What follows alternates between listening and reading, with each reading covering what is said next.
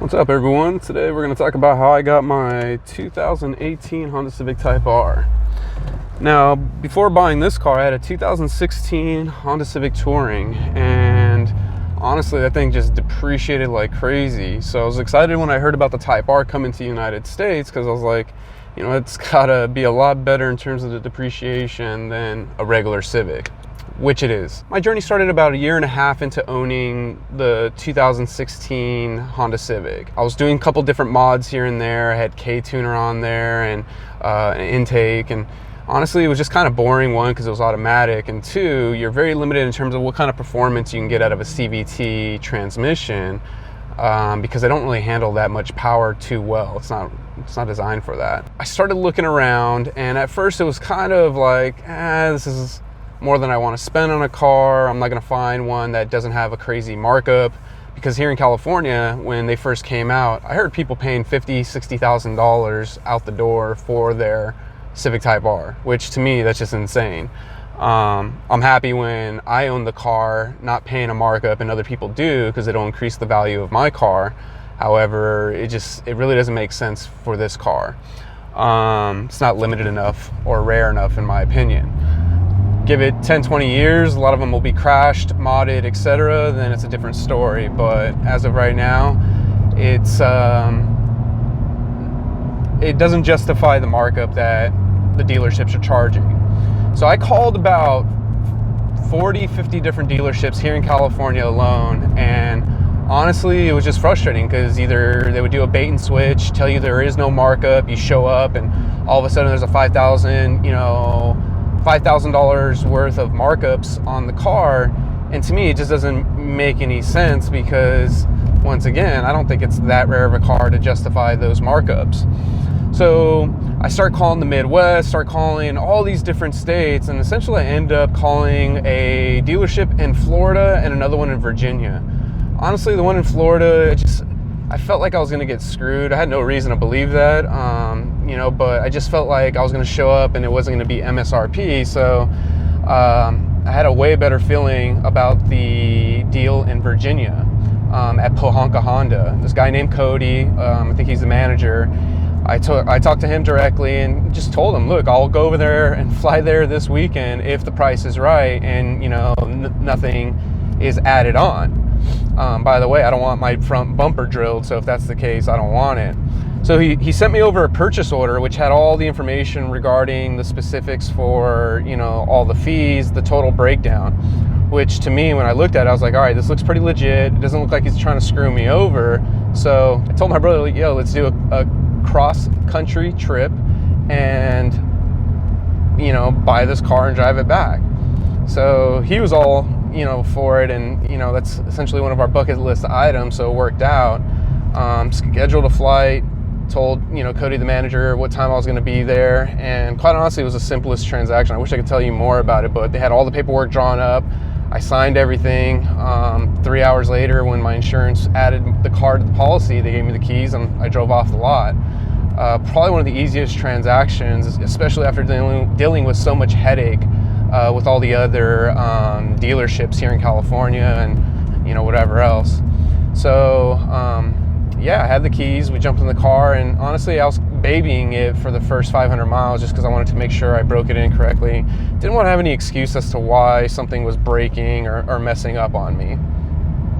So I'm gonna pull over and see if I can restart the other video. So we're in Palos Verdes, gonna go on this cool small little canyon kind of drive, I guess you'd call it, but it's cool.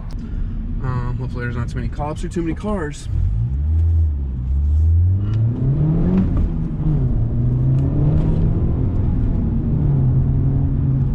So going back to the car, got the keys, jumped on the road, we gassed it up. I was pretty mellow on the car for about 500 miles, and then just enjoying the sightseeing. I was actually pretty scared about two things, because it was cold. It was February. It was the beginning of February, and it was probably like high 20s, low 30s. So the summer tires aren't meant for that type of coldness. So I was really worried about the tires cracking and having some sort of issue. Especially getting a flat, because those tires are really hard to find. Dealerships at that time took like 2-3 weeks to order them. So, you know, cross-country trip with, you know, limited availability tires is frightening, man. I had tons of anxiety. And then I remember seeing a bunch of different videos on, or not videos, I remember seeing a bunch of different Facebook posts on people getting their rims stolen. So I kept thinking the same thing too. Like, man, I'm gonna come out to my car, you know, wherever I'm at, and my rims are gonna be gone, or my wheels. I know some people are gonna be all pissed off. So my wheels was a big concern. I ended up buying lug nuts in Georgia that, you know, had the locks and stuff on there. So it's not 100% foolproof, but it definitely made me feel a little bit more secure about the whole situation, which was nice. Let's see, we ended up doing Virginia, North Carolina, South Carolina, down to Georgia, and then cut across Alabama, Louisiana, Mississippi, etc. And I'll be honest, I liked all the southern states.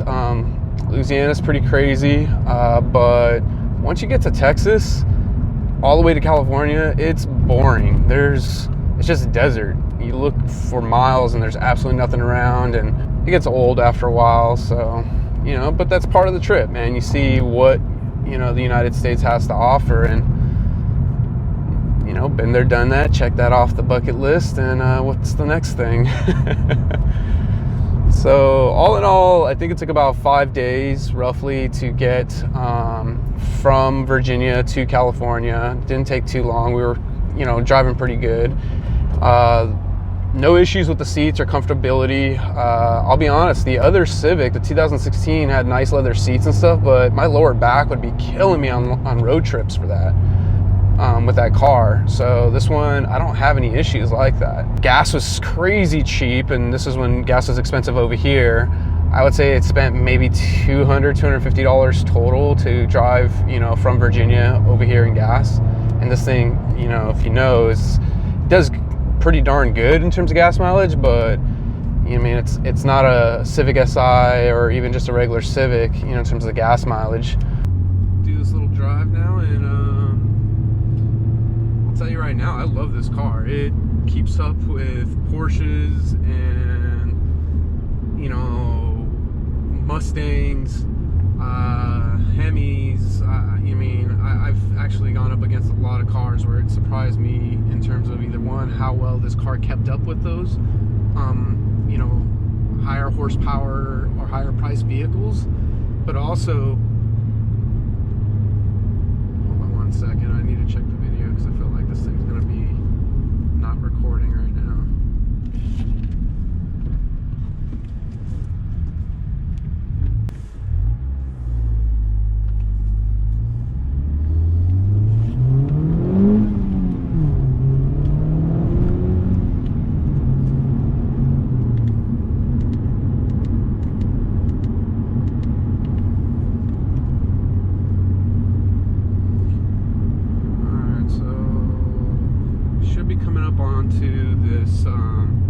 Nice little scenic spot where it has some nice little curves. Now, turn on the throttle stuff so you guys are able to see that. The left side is the throttle position, the right side is brakes. So let's see if I'm actually doing light throttle or heavy throttle. The unfortunate thing is we got a bunch of cars in front of us, so I might have to pull over and see if I can let them kind of just get ahead of me.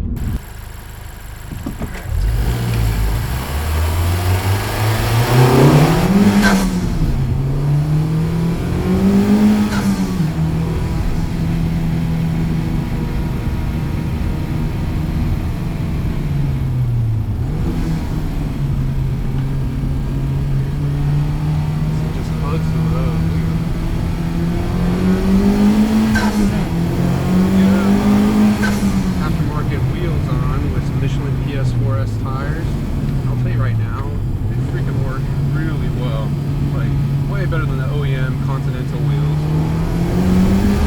It's super hard to get them to brake traction, which is nice because for me, last thing you want is to lose traction when you're getting these turns like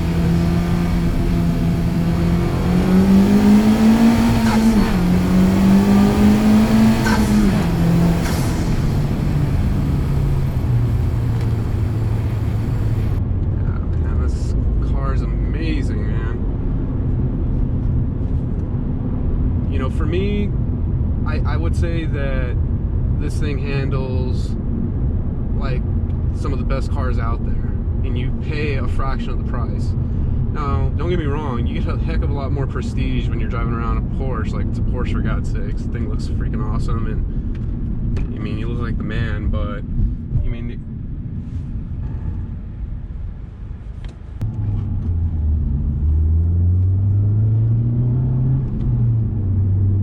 now with these tires too, and the wheel combination, I reduced the rotational mass weight, which to me, it feels like you put a tune on the car. It's way more torquey.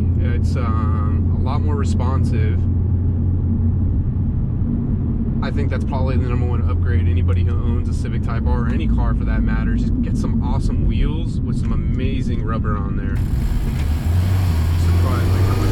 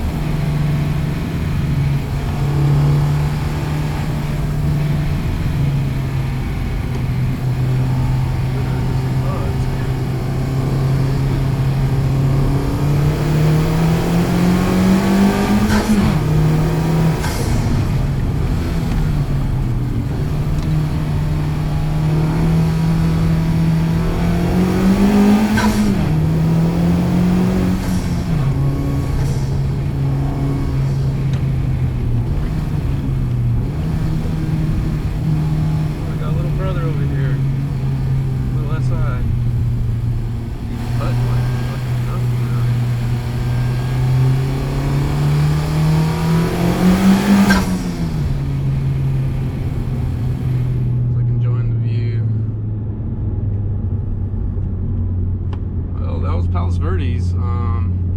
Hope you guys enjoyed it. If you have any questions regarding my purchase process, let me know. But I will say, get a purchase order from any dealership, and once you get a purchase order where it breaks down all the fees, doesn't matter if there's a markup or not, use that to go buy, or to use that to go get a purchase order from somewhere else. So you know what I mean, if you got something that says you're gonna pay a $5,000 markup, go to another dealership, say, look man, I'm gonna go buy this tomorrow. If you can beat this, let me know and I'll go get the car from you. Give me the purchase order so I can submit it to my bank.